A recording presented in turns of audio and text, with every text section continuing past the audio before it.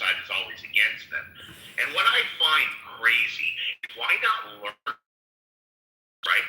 Why not sit back and say, hey, you know what, there's something to these. How are they on top of everything financial? Why are they such big scholars? Learn. And that's what I did as an Arab, right? And especially, I have a lot of, more pro-Sunni values about me when it comes to just my traveling, because all my friends are from the GCC. They invited me to work in their countries like my brothers. But the one thing that I always envisioned was a GCC in correlation and in peace with Israel. And it's not just the money and the economical gain behind that, right? I also thought of the Palestinians, and I said, you know what? If this Saudi and Israel relationship takes off, then you have the Gulf states coming together. With the United States, they can demilitarize Gaza, put all of the brokering offices there for the oil from Saudi. You can put, the telecommunication industry can thrive there, and you can just turn Palestine into Gaza into the province, or you could bring it into a land of success in peace with Jews, Christians, and benefit from the success of the Sunni Arab Gulf. You cannot buy dignity. Rabbi, do you see the difference though? You see Coptic. Coptic's been on this app for many years. Yeah. He speaks very polite. He wants peace. He wants his people to thrive. You see the difference? They're both from Egypt.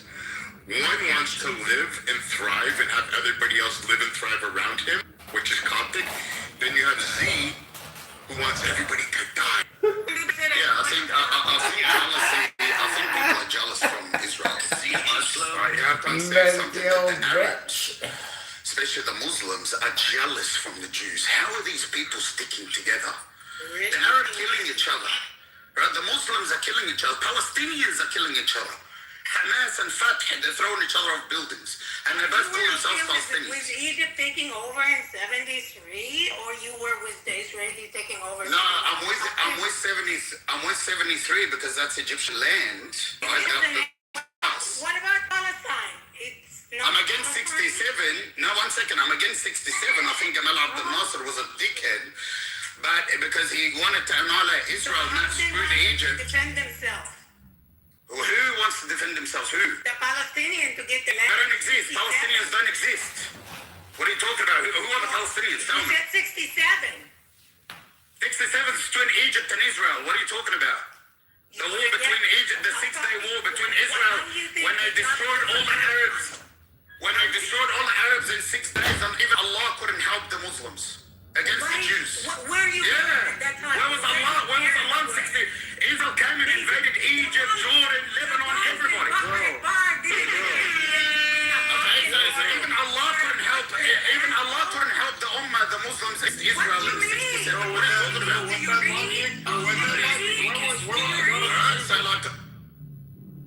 Guys, too many people speaking at one time. it's amazing how the stage blows up, JB, when Coptic's telling the truth. Look at the Listen, Steve, respectfully, you hear me? I know you hear me. Hold on a second, guys, hold on. It's VJ. Chill out. Coptic, man, you got freedom to speak anytime you want. Robbie, I modded you. Please don't make me look like an idiot. Love you, brother. Coptic, okay. The mic is yours. No problem. Thank you very much for, obviously allowing me to talk. First of all, I don't believe in a Palestinian agenda. That's fake. It doesn't exist. You guys are all immigrants. You came to this land. We know that this land belonged to the Jews from David, from the Quran, from the Bible. Everybody knows that this land belonged to the Jews. Okay? You guys came and immigrated. Wait, 1 second. You immigrated to the land. You kicked out the Jews out of their homes. Cool, bro. They've got the right to come back and say, hey. When they immigrated to the land. Since Islamic Empire الحاكم بأمر الله الفاطمي عمر بن الخطاب, all the Islamic Khalifa that they came and they kicked out all the Jews and kicked them all out. My group was like an empty. What, the Arabs? The Arabs? How many did Millions, guys. You kicked out all the Jews. One mic on Coptic, stop interrupting, guys. And you sold your land, Jews, in 1948, all right? And after you sold the land, Another Okay, and now you're snooping. It's like, out of the land. one second. It's like I come up to you and I say, hey, do you want to buy my car? And you're like, yeah, cool, I'll pay you double. And then you take the car and I take the money. But then I come back to you later and say, oh, hang on a second, that's still my car.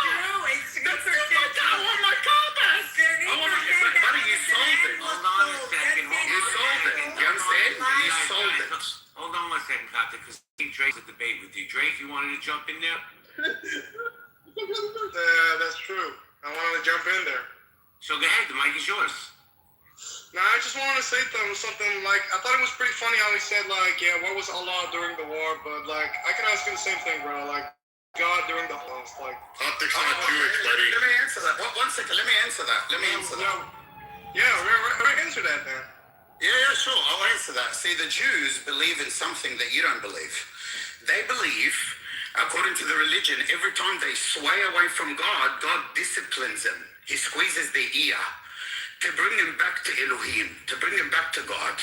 And that's why they think that that was just a test, or it was something that they had to go through as persecution because they have prophecies. But guess what happened? God, after he persecutes someone or they get persecuted, he glorifies them. They took over a land. Instead of going to Argentina or Uganda, he brought them back to the land of their forefathers.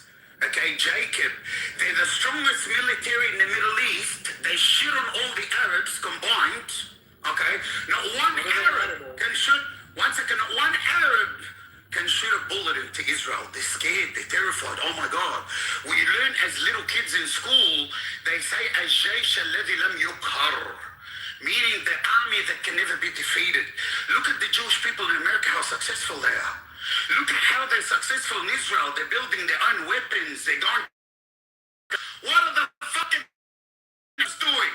Yeah, I open the Arabic. One second, I open the Arabic TV. I find some hayawan shit coming up to me telling me you can't wear flip-flops. One second, you can't flip. One second, I open the Egyptian TV. One second, I open the Egyptian TV. The shit comes up. It goes, you can't wear flip-flops. I'm like, huh? It's like because it comes between your bigger toe and the toe next to it comes in between, and that's sexual. So what are If you wear flip-flops, it might turn you horny. Yeah, so one second, say Israel is inventing weapons, and the Arabs are thinking it's haram to wear flip-flops. $1 billion. And you want to compare Israel to the Arabs? Yo, bro, why are you laughing, though? I'm sorry, bro. I'm sorry. You know What are you gonna do about it? Okay, listen, go do something about Israel. Okay, do something about Israel. What do you mean? What are you gonna do with the Jews? What are you gonna do? There's nothing you can do, buddy. I'm just telling you, there's nothing you can do. They'll burn you. I'm telling you, Drake. Watch Israel invade Damascus. Watch Israel invade half of Lebanon. Watch Israel expand. What are you gonna do about it? What are you gonna do? Do something. I know this. Okay, then there's nothing you can do, bro. I'm sorry. Listen, I'm just like wondering, like, why did the Jews like transfer their sins to a chicken by hitting the chicken dead? Like, why do they do that? And why do they eat baby foreskin? Why do they? You guys are dumb as fuck, bro. You Muslims are dumb as fuck, bro. This guy is talking to you with fucking facts, and in return, you guys have nothing to just say. You're just like responding with some stupid shit. You guys are fucking You think if they were not fucking dumb. You think if they were not but they were the Muslims? What's bar mitzvah buffet, bro? What's bar mitzvah buffet? What is that? You should learn actually. Didn't you just get enough lessons by now? You guys are getting fucked. Be realistic. Listen, bro, what's your point? What are you trying to say? I'm just telling you, in return, when somebody talks to you with facts and some historical knowledge, you guys have nothing to just say. Like, you know, like fucking random bitch-ass excuses. You're trying to prove what? I'm not making excuses. He just stated some facts that Israel like a pretty strong country, and I agree. I mean, that's true. I don't know. I'm just wondering, like, you answer the chicken thing and like the bar mitzvah buffet? No. Listen, if you want to give that kind of excuses, I can tell you one more thing, one more excuse. Yeah, tell me, bro. No matter if it's the Sunni or Shia, Yeah, you got it, bro. Tell me.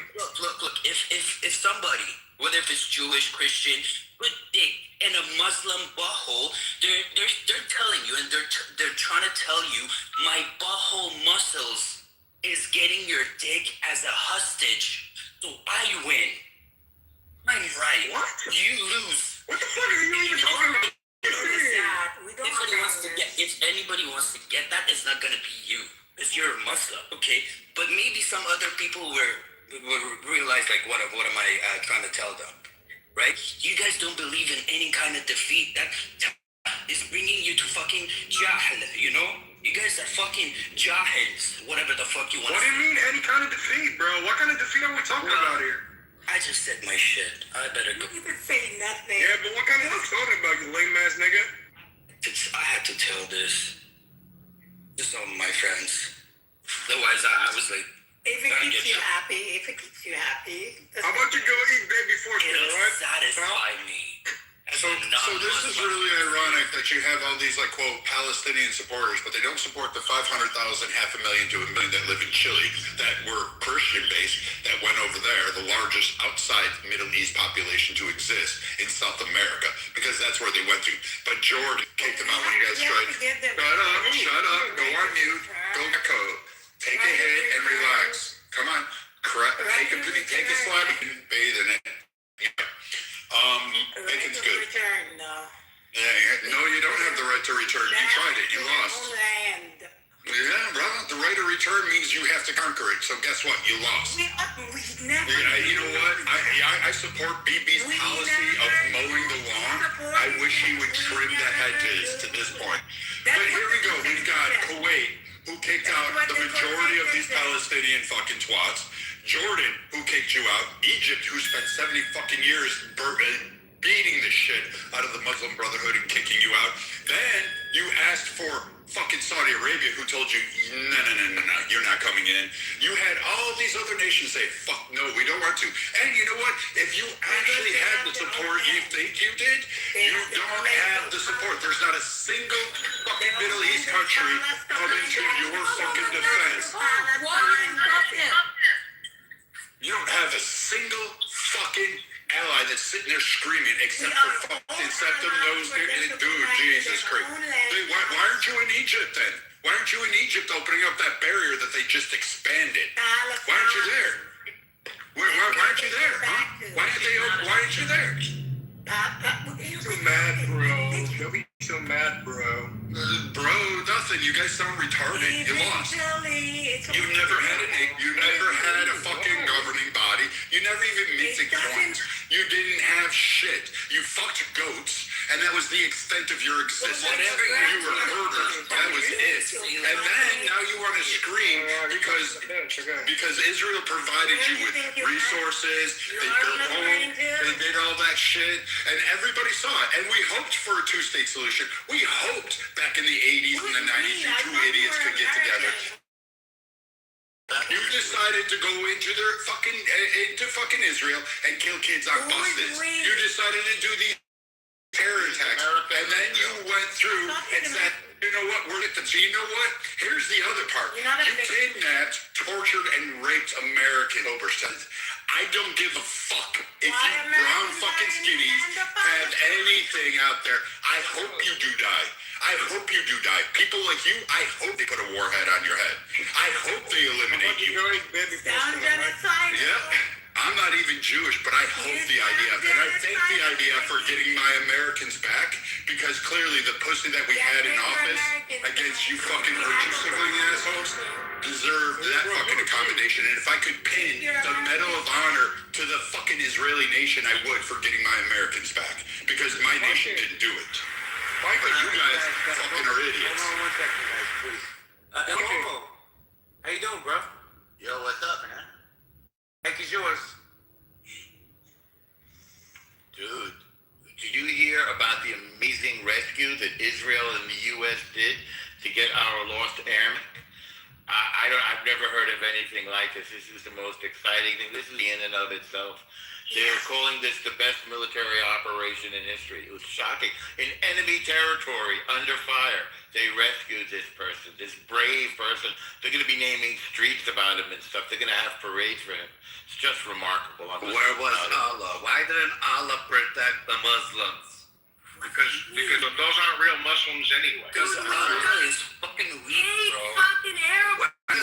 See, where is Allah? I need to know where Allah is. It's The in my people are being bro. sent over. Fuck. Allah is fucking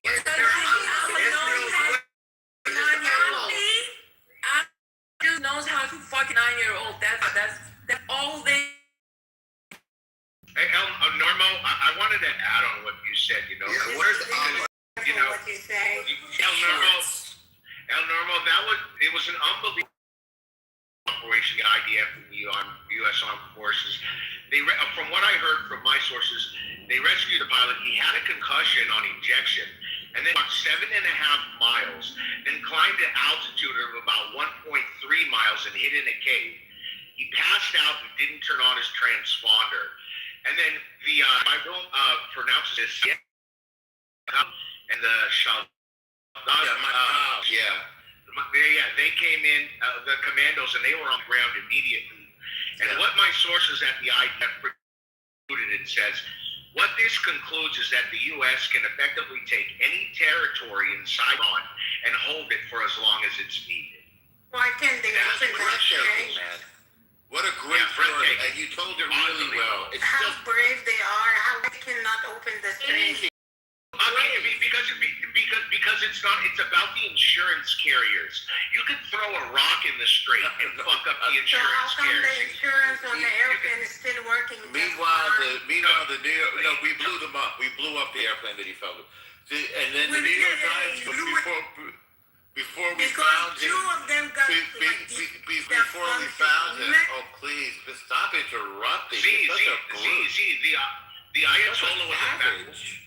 Yeah, well, the Ayatollahs are savages. She worships humans. She idolizes humans, and she calls herself a Muslim. She's not even Muslim. I just hope that they were living in Iran. Where's Allah protecting the Ayatollah? And Allah ignores or the second one, or the third one. Allah ignores the Ayatollah. This is a blasphemy against Islam, what they preach. These are not Muslims. These are just fucking death cult worshippers at this point. Practice human sacrifice. You can't be a Muslim and practice human. They're murdering their own Muslims. On Ramadan. Look, they bombed. Listen to this. They bombed Kuwait, a civilian stronghold, a civilian neighborhood by Salmiya, right? Which is a little town, little town. They bombed an apartment complex, and the drone killed an Iranian girl who was 8 or 10 years old in her bed. It was not even Iran, though. Outside of Iran, you might, because of their fucking. Yeah, it was. I'm just saying, like they wanted to attack both civilians, and they ended up killing an Iranian girl at the end of the mission. In Kuwait, living with her family. There's a significant Shia population in Kuwait as well, as well as Qatar. Absolutely. So so you're seeing that. So I mean, it's like, and through this whole time, they were the peace bridge, these Gulf countries, trying to prevent. Saudi knew what was going to happen, but they had to shut up. So they just, everybody else talking, trying to create a bridge of peace. And the minute Israel and the United States say, we're coming in, and we came in, they go and they bomb the peaceful GCC countries. What kind of Islam is this? You bomb Muslim countries during the holy month of Ramadan, and at the times of the day when they start the fast and when they end it to go to sleep. They bombed him at two very crucial times. You're not going to tell me that anybody that supports the Ayatollah is Muslim. Doesn't exist in my I just had another question, guys. Was he a woman?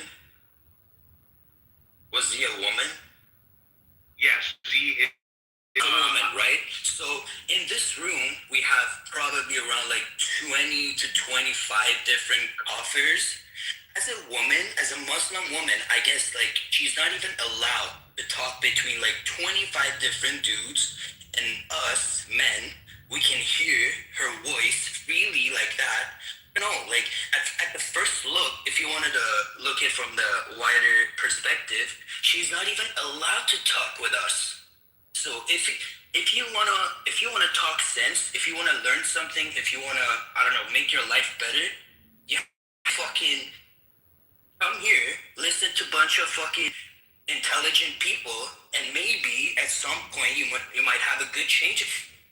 But you don't want to listen. You simply don't want to listen. Because as a Muslim lady, you're not even allowed to talk on the stage. So get your shit fixed first, and then you're even allowed to talk with us. There's no way that we can communicate with you guys.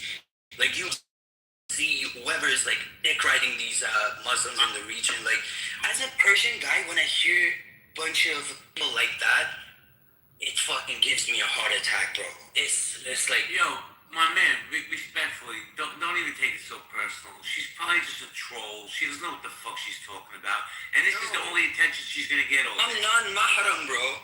Like, listening to her voice is forbidden for me and for her as well. So you're not even allowed to talk with us at the first point. Like, for 45 minutes, I'm listening to your bullshit when we have, like, smart fucking people in this room. Thank you. Appreciate it. Norm, you wanted to jump in? We also got Mahak, Kevin, and Babak on the stage. Yeah, if everybody can also send an invite, if at the top of the room there's a little box with the arrow pointing up, you can click on that, and then it says invite people. Please invite, share it to your friends list. There'll be a green dot people that are online. Click that. Also, if you can catch your red ticket to the top of the screen where it says Trump Plus 2.8, click on that, and in your red ticket, there'll be in return, there'll be a little Mexican image there. There'll be a green one. You can buy a free drink. It's free. You can get hors d'oeuvres. Enjoy yourself in the audience. But join the house and invite. Well, the way that our grandfathers fought in World War II, side by side, England with Britain with America, with Canada, with Australia, this is the way now that Israel and the United States have joined forces against the new Nazism. This Islamic state of the Revolutionary Guard, this Islamic Revolutionary Guard Corps, as they call themselves, oppressing their own people. These are the new Nazis. And I'm just incredibly proud of our brave soldiers who are fighting there, risking their lives, shoulder to shoulder, to defeat the enemy of the world. These people are the enemy of everybody. They don't like Muslims. They don't like Jews. They don't like Christians. They don't like anybody that's not them. They're corrupt. They don't even like their own people. They literally massacre their own people. And I think it's just so brave for America and Israel to be fighting together to defeat this disgusting, genocidal, murderous Nazi entity. And I'll end it there. Thank you, Norm. Mahak, are you there, Mahak? Kevin? You guys Hi, there you go. yes. Hi, nice to meet you. The mic is yours. Nice to meet you too. Did you want to chime in, or you just want to hang out with the cool kids? No, I'm just like paying attention to other people to speak, and then when I listen, I'm gonna speak too. All right. Hey, how you doing, everybody? Doing fantastic, Kevin. How you doing? Thank you very much for this. So, the gentleman was talking about they killed the Palestinian. I mean, IRGC killed this Palestinian, or they even killed the Muslims and stuff. So, I'm no fucking expert in the fucking Islam or anything like that, but I can talk about these Shia 12ers, specifically Shia 12ers who are governing Islamic Republic these days. So, basically, they believe they have to pave the road for their 12th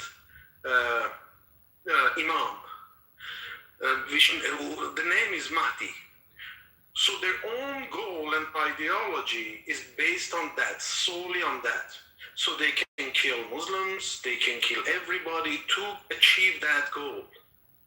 The United States is big Satan and the Israel is smaller Satan. That Satan is who fights against the God and who fights against that goal, specifically that goal. They look at Khamenei as a representative of Mehdi. And now the junior Khamenei is the representative of the Mehdi. So they're gonna do their best to kill the Jews, and they're gonna do their best to eliminate any U.S. and stuff like that. That is the ideology, and they truly believe that. Trust me, they believe that. I don't know how the fuck they believe such a thing, but they believe it. Thank you, guys. Very informative. Very well said, Kevin. Very good to hear from you. Sorry. On the other hand, this ideology, it's like whatever you do, if you rape, if you kill, whatever you do, you're doing it for God, and you cannot change that mindset, because that's the strongest thing. There is no stronger thing other than we want to make your God happy, to be happy about you and everything. When they have this mindset in their life and they're like doing all the things in their life for that, you cannot change that. They rape someone, they rape the children, they kill children, they kill women, they kill everyone. Who's killing them? Who's killing them? Muslims all around the board. No, you tripping, girl. You tripping. How about my geometry work? I think I'm in love with you. Oh, what a clown. Such a big match. He's got shot.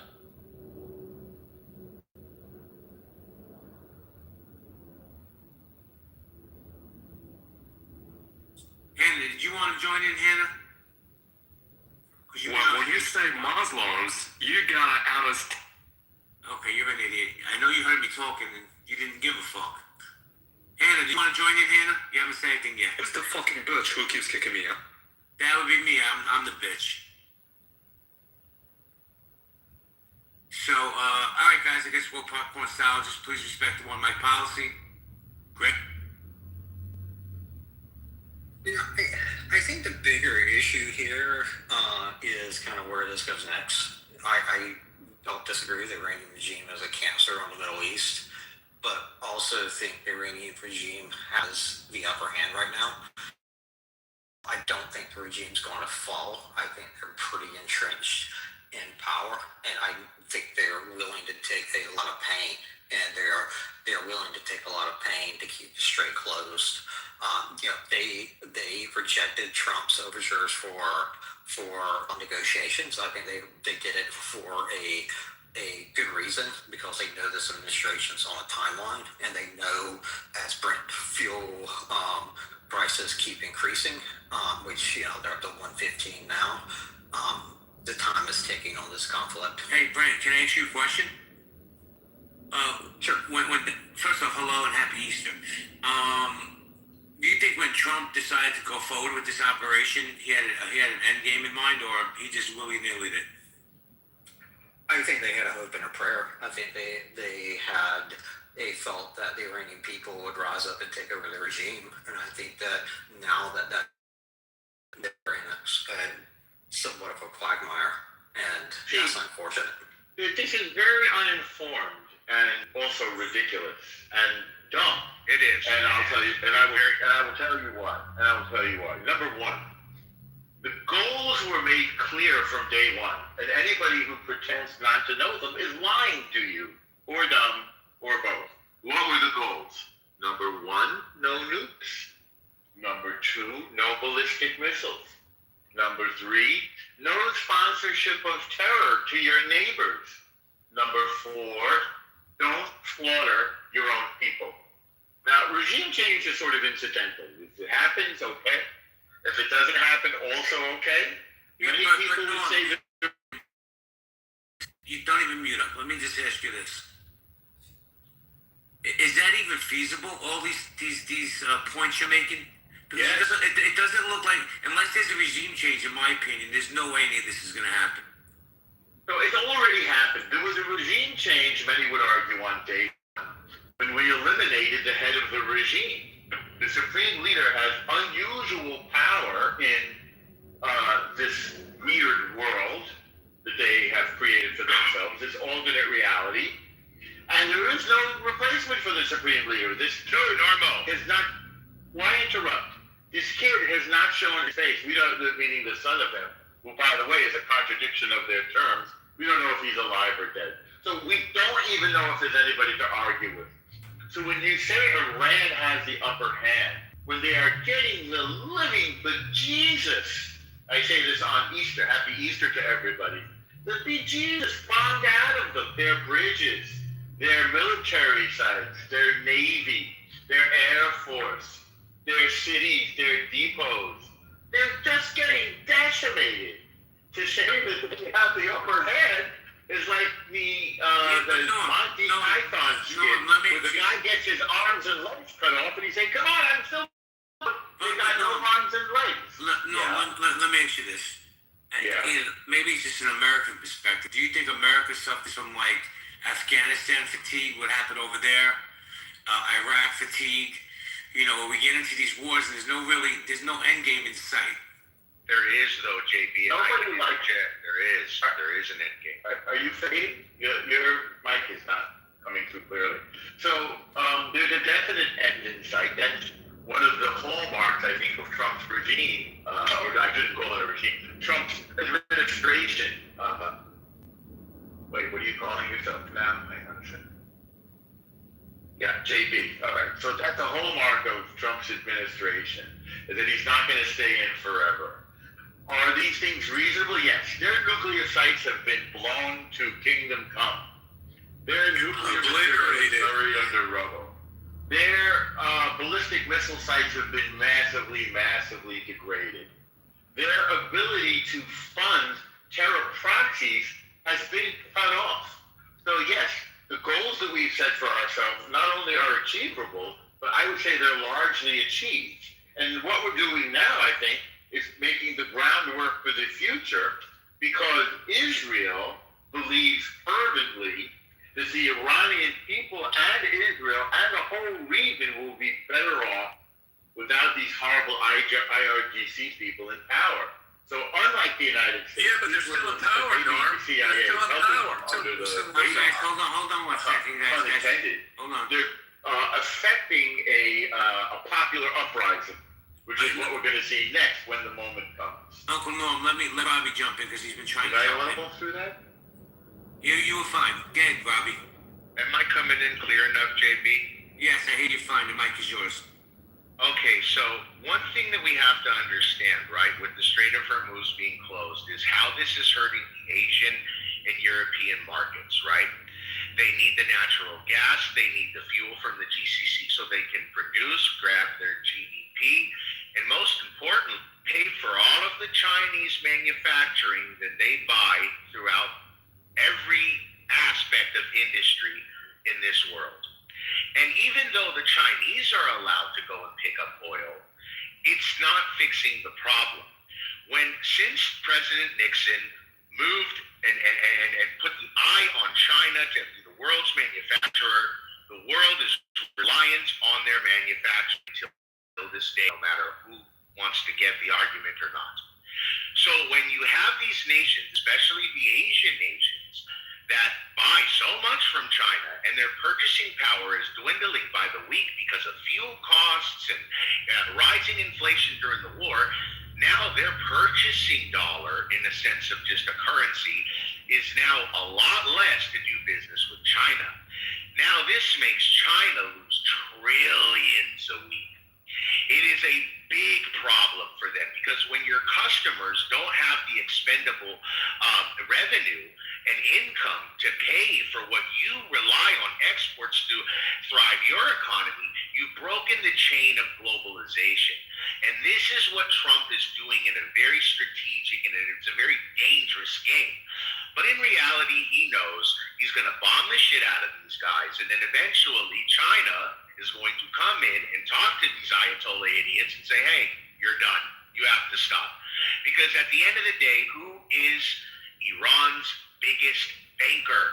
China. They owe China trillions. And if China says, hey, you're going to stop, they can't just tell China no. Because if you want to talk about toppling a regime, you topple financially, they're done. Because all China will say is, all right, fuck it, we're not buying any more oil from you, we're collecting on our debt, and you're done. The regime would collapse quicker than any fucking bombing campaign that you can think of. Okay, So at the end of the day, that's why I wanted to say. Could I interject just because of Yeah, I was going to go to you now. Get Brent, I was going to go to you now. So just a few comments. One is for a country that is just down operational control over the Suez and have essentially set, or not Suez, excuse me, over the Strait of Hormuz, and have set pretty much a toll system up on that strait where they are now allowing countries that pay the toll through. So that's that's a particularly bad sign. When that occurs, because that both deals with the future financing of the Iranian regime, and both shows you, and also kind of shows you the level of control that they have over that strait. As far as China, I mean, recent reporting and is open source, so what you won't indicates that perhaps the pretty impressive number of airframes that the Iranians just shot down. The F-15, the A-10, two important ones were because of some technical help from China. You add that to Russia providing them, both with upgraded Shahed drones and also targeting data that's hit up a lot of our radars in the Middle East. Things are not looking good. Well, Brent, let me just real quick. I'm almost going to land. If you take a look at the actual data coming out, the number of ballistic missiles and the number of fired is creeping up, and huge reduction since the beginning. But they're sustaining a very painful going forward that I don't know if we continue to stand. War is inherently political, and this is already an extremely unpopular war. The political will of the American people is likely going to break on this war, and that's not going to be good for the future of the Middle East. That's not going to be good for USC. Let me ask you a question real quick, then I'm going to give it to El Normal. Do you think that President Trump overcalculated the response by the Iranian people to uprise? And because they haven't, that this is impacting the outcome? I think they thought they would uprise and overthrow this regime. I think that's likely the view the Israelis had. I think that is a view that negates history. Typically, when you bomb a country, regardless of how unpopular a regime is, the nation rallies behind the government that's against the bomb. It's essentially a huge rally behind the flag effect. You saw that. You saw that with the Brits in World War II. You saw that with Germans in World War II. You saw that was the North Vietnamese. Like this is typically the effect that you had. And I would note the promises to go after pure civilian infrastructure. One, that is a war crime, and if people carry that out, there might be consequences down the line. But then two, that's also going to have probably a similar effect with the civilian them around to go. Thank you. This is such an absurd and uninformed and morally upside down perspective that they control 21-mile little strip of ocean of water, and the ditch is what that they are winning something. I've never heard anything absurd in life. We've had 12,500 military targets hit. That we've flown some 20,000 sorties, and our rate of loss of airframes, if you want to call them that, lower than any conflict in military history. The usual rate of loss, 1 in 1,000, that's the average. This is more than 10 that we are working with a immeasurably competent ally with perhaps the best intelligence that we've ever gone into a military conflict with, thanks to Israeli intelligence, obviously, thanks to the Mossad, thanks to our satellite capability, thanks to Palantir. The Iranian people are literally protecting our soldiers, as just happened. The Iranian people are cheering us. Just talk to the Iranian people all around you. Many call into this app when they can from Tehran. Many are living in the diaspora because of this Nazi regime.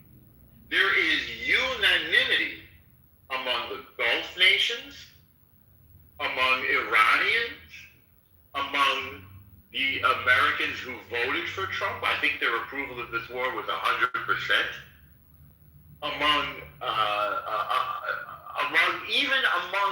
Sadly, there's nobody saying that this war did not need to be fought. America has been preparing for this war, or incursion, as Trump likes to call it, for 40 years. We've literally been planning this every single day for 40 years, knowing that this time would come. And why did we do it now? Because it was determined through intelligence that this was the best time to do it. That this supreme leader, obviously an immeasurable blow to their regime, would be vulnerable. That all of their leaders would be vulnerable. That layer after layer of their command and control has been destroyed. And after 30 days, and to somehow try to snatch defeat from the jaws of victory, I think it speaks to a lack of manliness, a lack of honesty, a lack of education, and I think a lack of moral clarity to whose side that you're on. You know, I'm shocked. I go into rooms on this app and people say, "Oh my God, Trump it's a crisis." The New York Times had on its front page, right up to the minute that this brave airman was rescued by these brave soldiers and intelligence operatives and special forces and every other force that was put out there. The level of expertise was through the roof. The New York Times had on its front page headline, "Hostage Crisis. It's 1979. Iran is going to parade this poor captive around. Iran has got leverage over the United States." They were literally rooting for the enemies of their own country. And I'm just shocked because, in case you don't know it, nobody's believing it. It's like, well, I'm against the regime, but not this. Nobody is misunderstanding you. If you're not rooting for America to win, and to win bigly, to paraphrase Trump, and for Israel to win, and to win bigly as our ally, then you're rooting against us. It's that simple. And nobody is fooled by the nonsense that it's going on too long, and there's no clear objective, and how can we possibly win? You deserve people who sing that song, the defeat that they anticipate.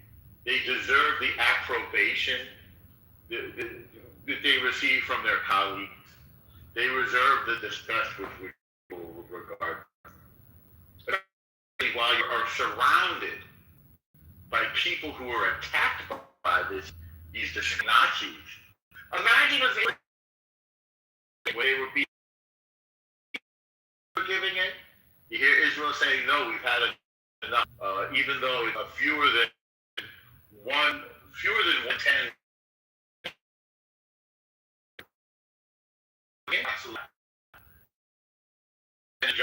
And entirely up to America. The job. And the Iranian Revolutionary Genocide Corps, the Islamic Revolutionary, they will never again be what